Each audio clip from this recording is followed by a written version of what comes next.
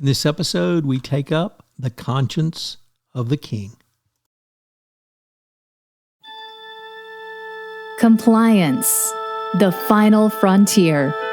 Tom Fox is the voyager of trekking through compliance. His mission? To explore the original series and seek out and share what it can teach you about compliance.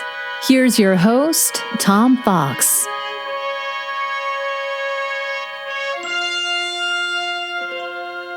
The Menagerie, Part 2, Start 8, 3012.4.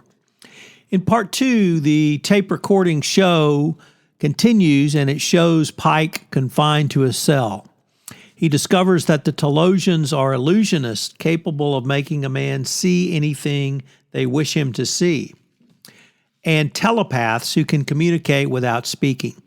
The Talosians wish Pike to remain on the planet as Venus' mate. Meanwhile, the crew of the Enterprise beams the ship's power down to the surface in a fruitless attempt to blast through the mountain where the Talosians seem to disappear with Pike.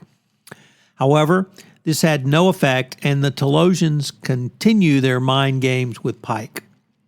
The Talosians reenact Pike's encounter on Rigel 7 in his head, but they add Vina. In this enactment, Pike kills the beast who is attacking them and then is returned to his cell with Vina. Vina tells him that the Talosians retreated underground after a war 2,000 years ago and have developed stunning mental powers.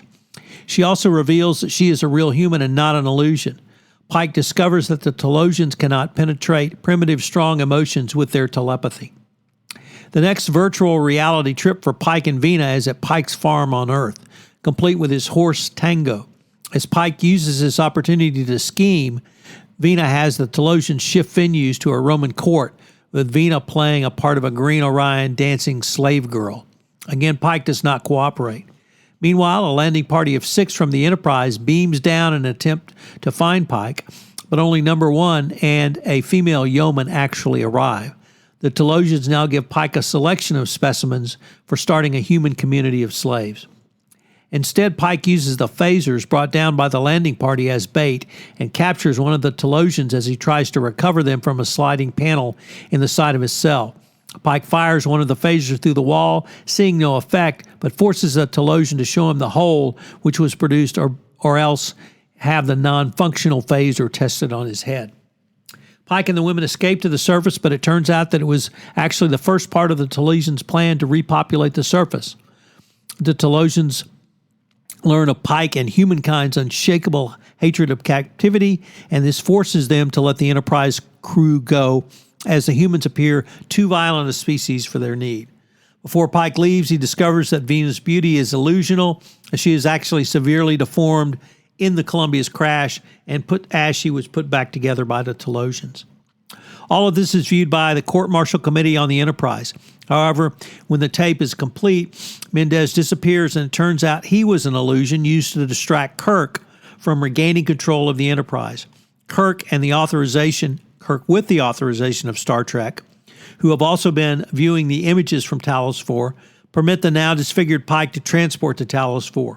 All charges against Spock are dropped, and the Enterprise continues on its way.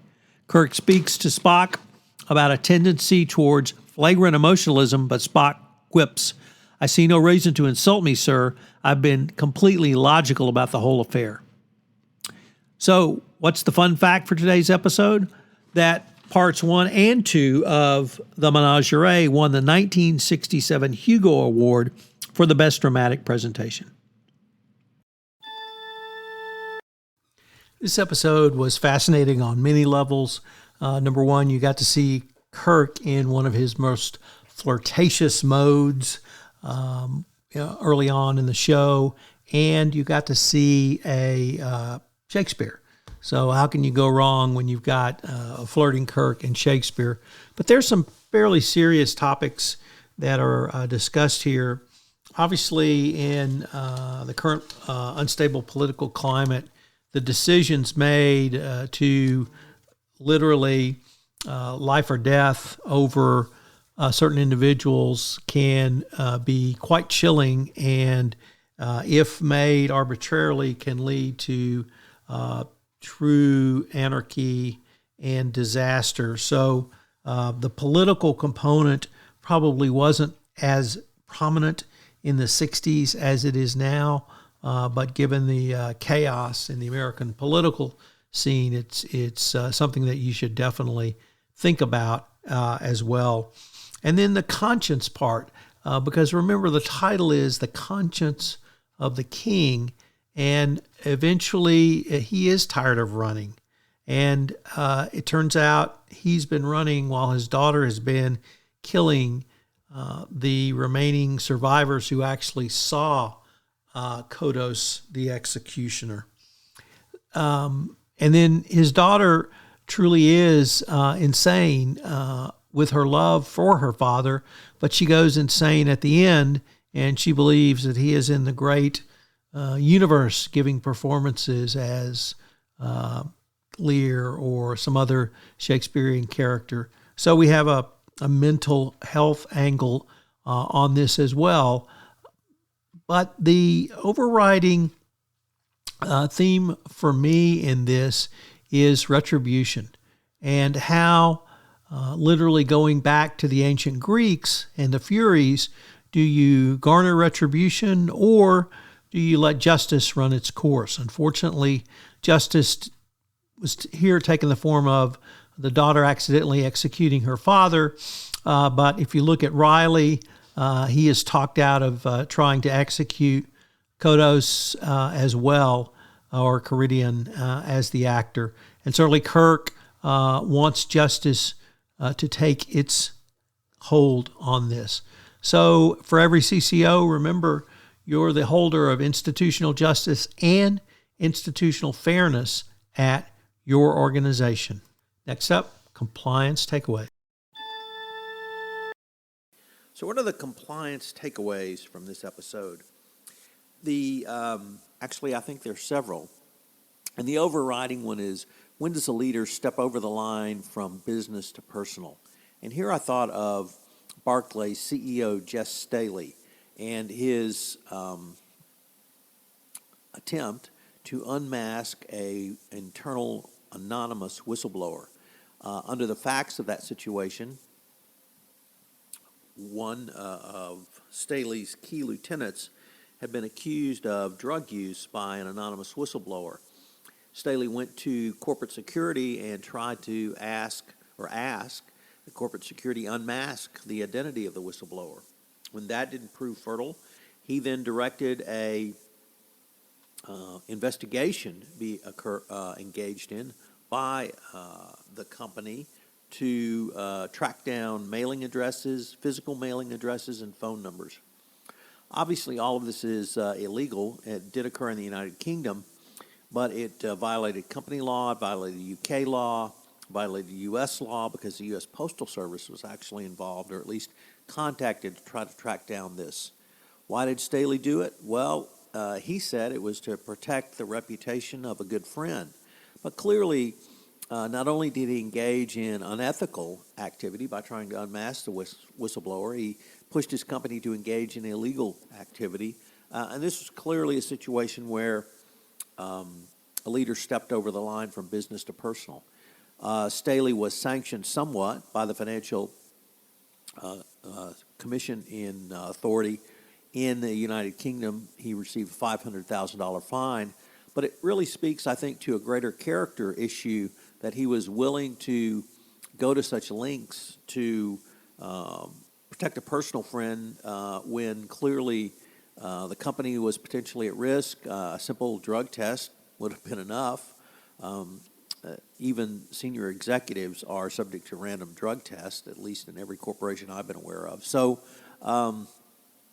when a leader steps over from the business to the personal, I think a company runs the risk of really losing focus, moving to unethical behavior, and perhaps even illegal activity. Number two, in this episode, the actor Anton Karidian basically admits elliptically to Kirk, but certainly to his daughter, that he is tired, and he is tired of playing the role of Anton Karidian some 20 years after he ordered the execution of the colonists on Tarsus V due to a catastrophic food failure.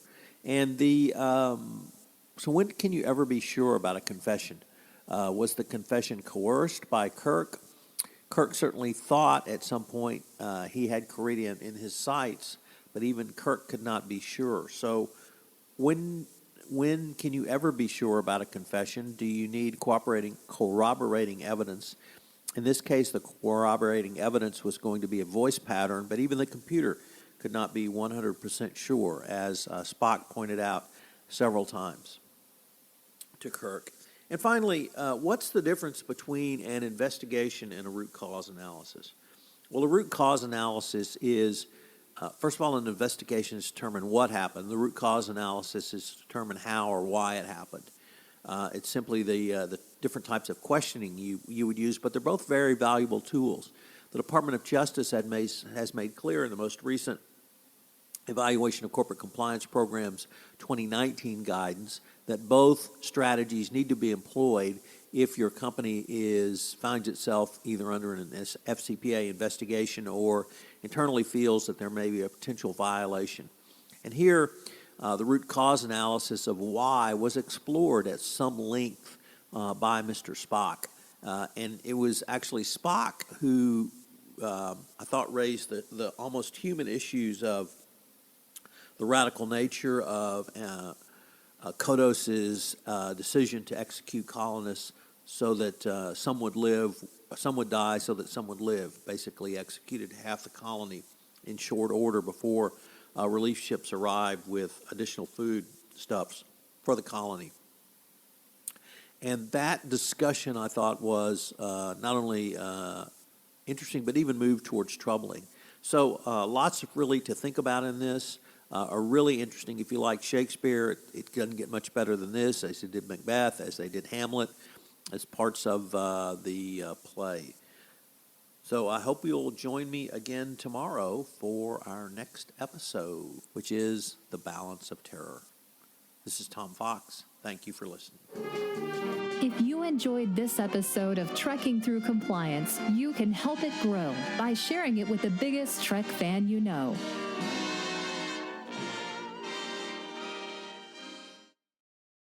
This podcast is a part of the C-Suite Radio Network. For more top business podcasts, visit c-suiteradio.com.